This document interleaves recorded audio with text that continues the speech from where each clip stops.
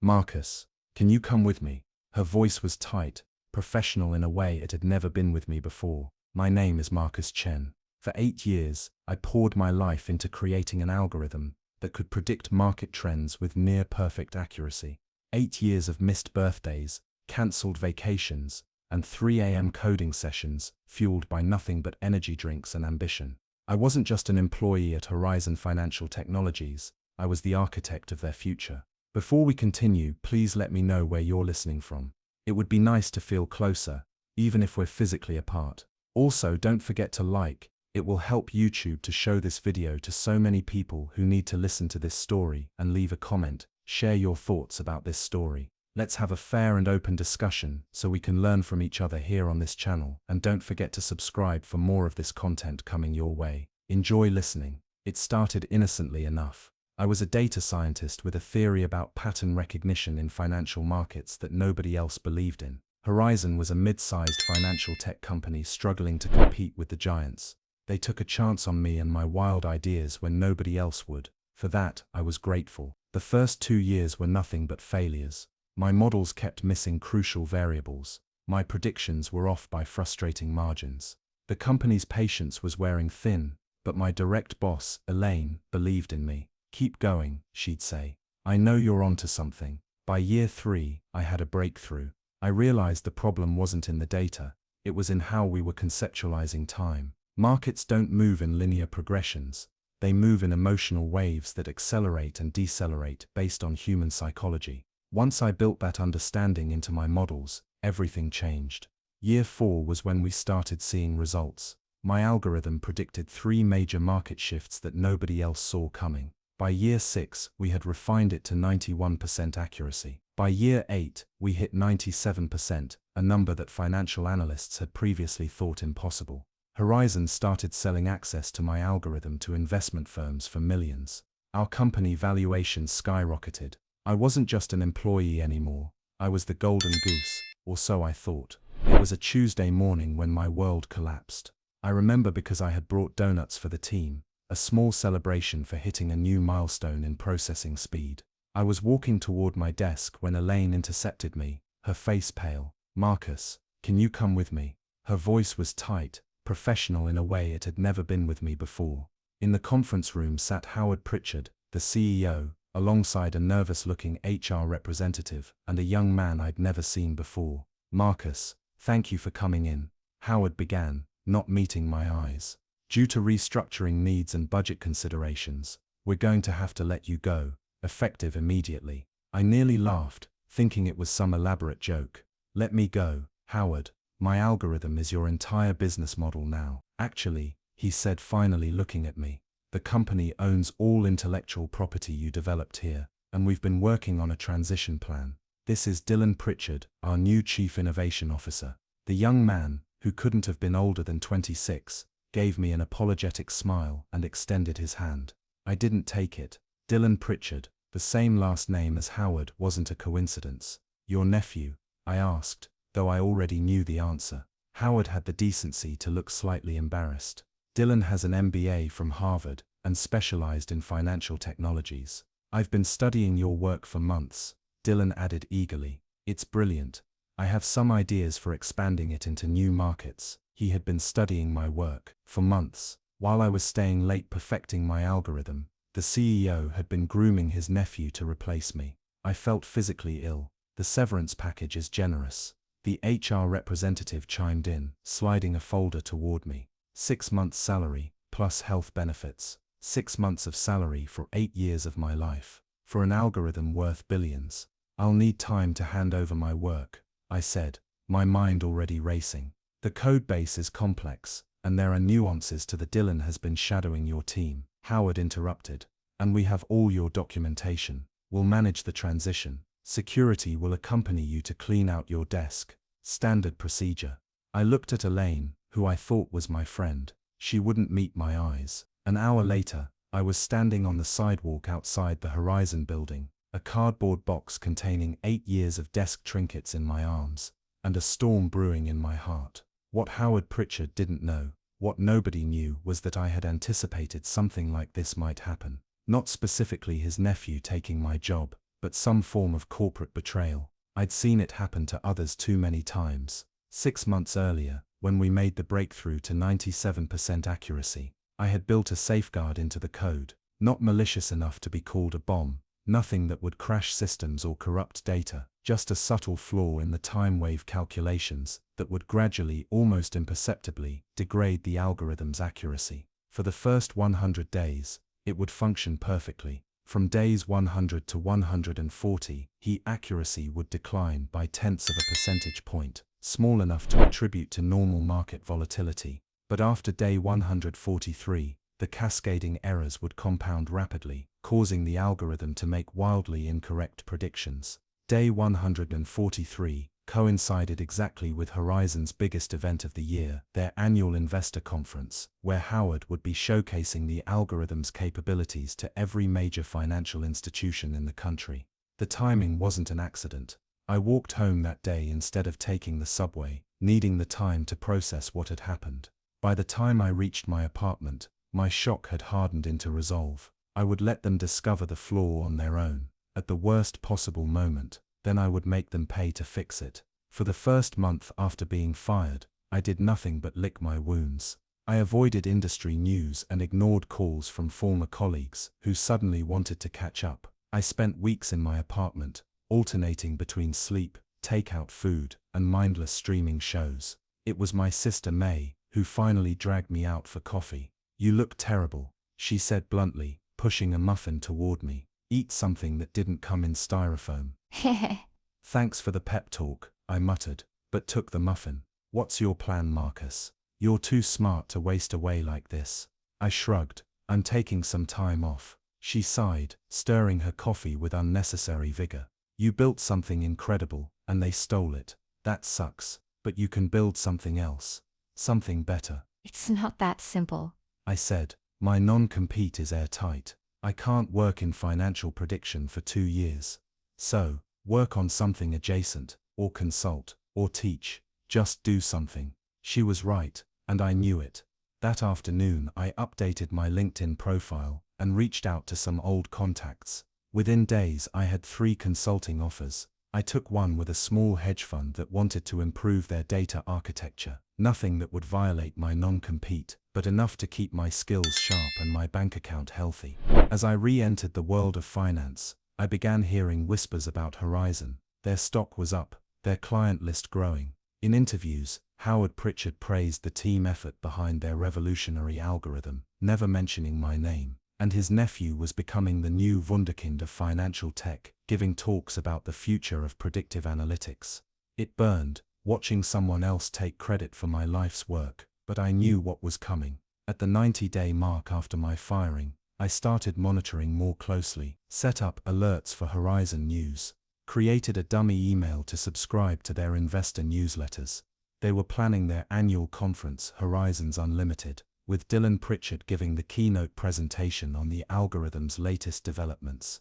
Around day 110, I noticed the first small indicator that things were starting to go wrong. A minor earnings report mentioned that their predictive services had slightly underperformed expectations in the Asian markets.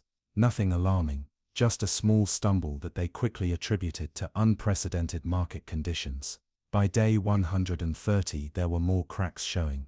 A financial blogger noted that Horizon's predictions for tech stock movements had been off by nearly 2 percentage points, still impressive by industry standards, but well below the 97% accuracy they were known for. On day 138, my phone rang with an unfamiliar number. Against my better judgment, I answered.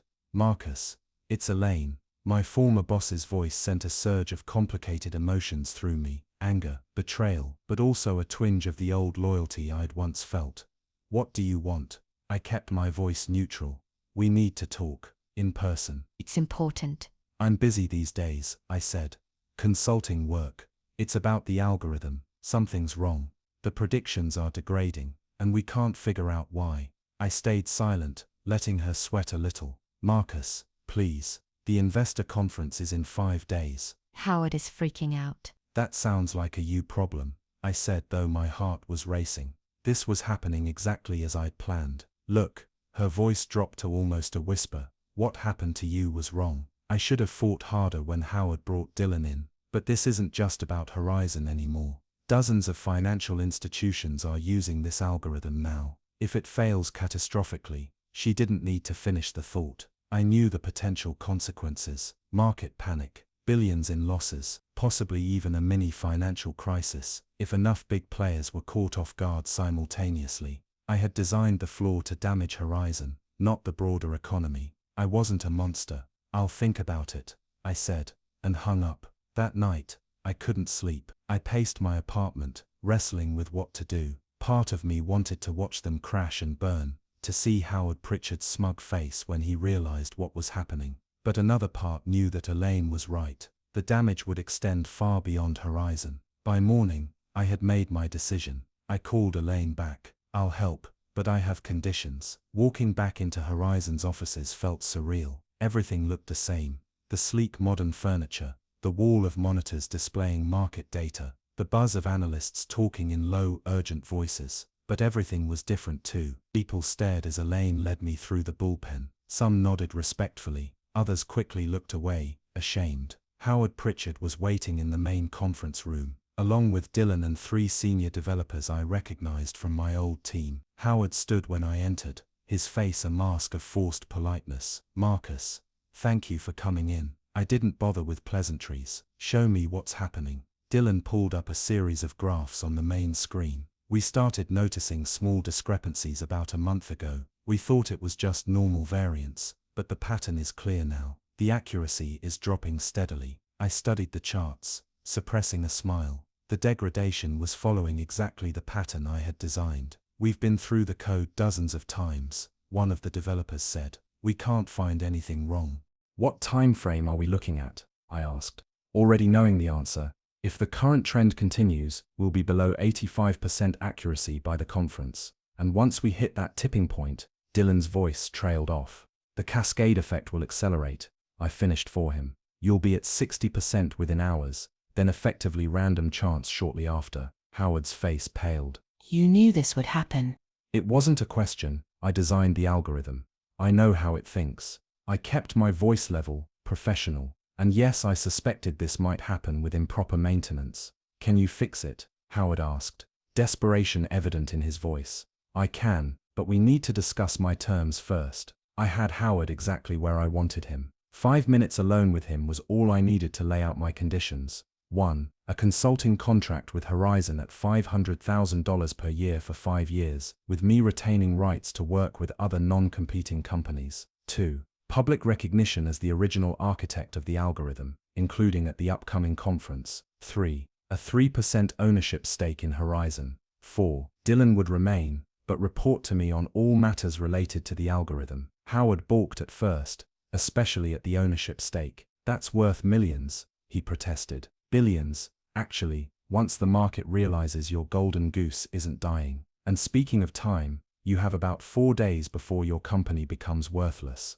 Tick-tock. He signed the contract that evening. The solution was simple, for me at least. I spent the next 3 days working with the development team, ostensibly combing through millions of lines of code to find the problem. In reality, I knew exactly where the flaw was, but needed to make the discovery seem organic. On the afternoon of day 142, just hours before the code would have begun its catastrophic failure, I gathered the team. "I think I've found it," I announced, pointing to a section of code I had pulled up. "There's an error in the time wave calibration formula. It's subtle. The algorithm has been making micro-adjustments that compound over time." The team leaned in, expressions of confusion gradually giving way to understanding as I explained the problem. It was beautiful, really. A flaw so elegant that even brilliant developers had missed it for months. "How do we fix it?" Dylan asked, his earlier arrogance replaced by genuine respect. I walked them through the correction, explaining each step.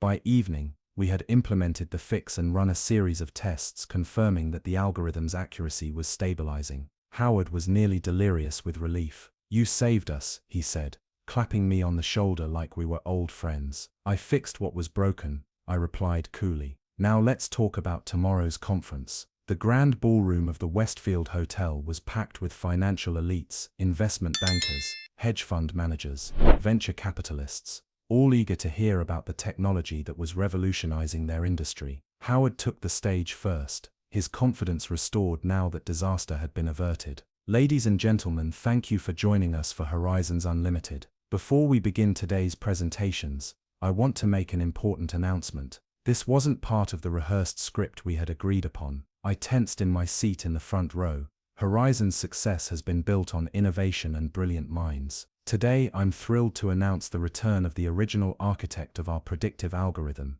the man whose vision made all of this possible, Marcus Chen. The spotlight found me, and Howard gestured for me to join him on stage. The applause was thunderous. These people knew exactly who had created the technology they now relied on. At the podium, looking out at the sea of faces, I felt a complex mix of emotions: vindication, certainly, pride in what I had built, but also a strange sense of closure. "Thank you," I said when the applause finally died down. "I'm excited to be back at Horizon in my new role as Chief Technology Officer." Another round of applause. In the front row, Dylan Pritchard was clapping too, his expression unreadable. "The journey of innovation is never straightforward," I continued. "There are breakthroughs and setbacks, moments of clarity and periods of doubt, but what remains constant is the pursuit of truth in the data." I spent the next 20 minutes outlining where the algorithm was headed next, new markets we could predict, new factors we could incorporate. The audience was rapt. These were no longer Howard's potential clients,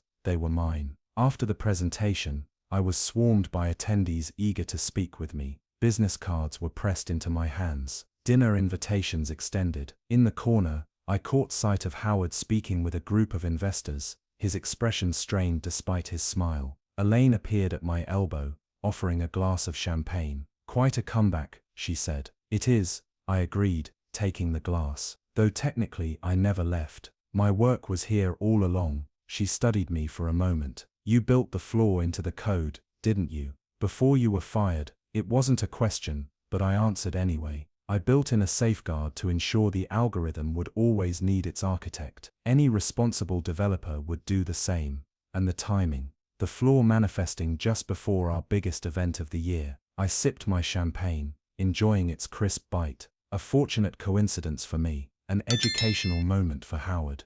Elaine shook her head, but she was smiling. "Remind me never to cross you, Marcus Chen." "No need for reminders," I said. "It's all in the data." 1 year later, Horizon's stock price had doubled. My algorithm, now publicly acknowledged as mine, had expanded into new markets from real estate to energy futures. Dylan Pritchard had proven himself surprisingly capable once the pressure of pretending to be me was removed. He now led our business development team with genuine talent. Howard remained CEO, though his influence had waned as mine grew. We maintained a professional relationship, both understanding the unspoken truth between us. He had tried to discard me, and I had made myself indispensable instead. The algorithm continued to evolve, becoming more accurate, more nuanced in its predictions. But this time, I made sure its inner workings were understood by a select few on my team. No single point of failure, including me. I had learned my lesson about building something too precious to share.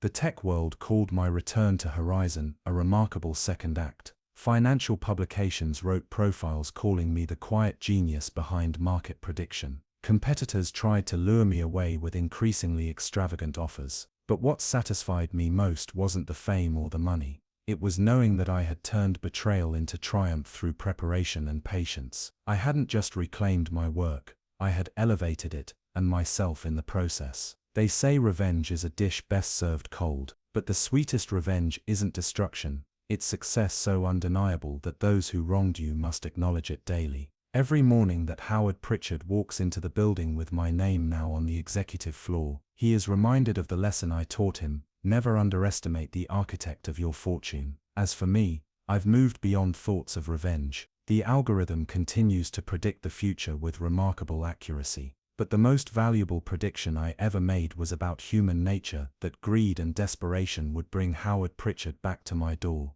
giving me the opportunity to rebuild on my terms. Some might call what I did unethical. I call it insurance. In a world where loyalty is disposable and genius is exploitable, Sometimes the most innovative thing you can create is leverage. My name is Marcus Chen. For 8 years I poured my life into creating an algorithm that could predict market trends with near-perfect accuracy. They tried to take it from me, but in the end, they learned what I knew all along: the true power of prediction isn't in the code, it's in understanding what people will do when everything they value is at risk. And that's an algorithm I mastered long ago. Thank you for listening to this story. If you have been inspired, please like this video and drop a comment on what you would have done if this was your challenge. And please do not forget to subscribe to this channel for daily revenge stories coming your way on this channel. Thank you.